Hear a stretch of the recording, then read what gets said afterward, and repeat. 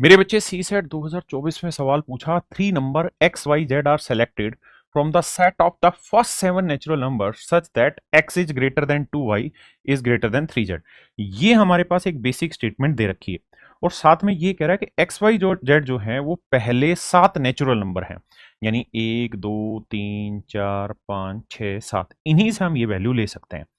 अब मेरे दोस्त हमें ये बात पता है कि ये थ्री जेड सबसे छोटा होगा, तो एक काम ये हो सकता है कि हम जेड की वैल्यू वन ले लें। अगर जेड की वैल्यू वन लेंगे तो ये तीन आ जाएगा। तो नेचुरल हमें वाई की वैल्यू वन तो ले नहीं सकते क्योंकि दो रह जाएगा, हमें बड़ा चाहिए, तो वाई की वैल्यू दो लेंगे तो दो दूनी चार।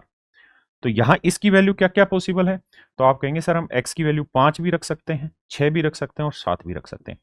तीन पेयर तो मेरे बच्चे सीधे सीधे यहीं से पॉसिबल हो गए। अब मेरे बच्चे आगे बात करते हैं। अगर मेरे बच्चे हम जेड की वैल्यू वन ले रहे हैं तो वन को तीन से क्या तीन आया, बिल्कुल ठीक है। लेकिन क्या हम y की वैल्यू दो ले रहे हैं तो दो दूनी चार आ गया, बिल्कुल ठीक है। लेकिन हम y की वैल्यू तीन भी तो रख सकते हैं भाई, z की वैल्यू वन रखी तो ये तीन आया, बिल्कुल ठीक है। y की वैल्यू मैंने तीन रख दी तो तीन दूनी छह आया, तो छह से बड़ा तो एक ही नंबर बना सात। यही सब पॉसिबल है। अगर आप सोच रहे हैं कि हम z की वैल्यू टू रख दें तो z की वैल्यू टू रखेंगे तीन दूनी छह, तो छह से बड़ा बनाएंगे और फिर इससे बड़ा ये बनाएंगे, तो ये पॉसिबल ही नहीं है।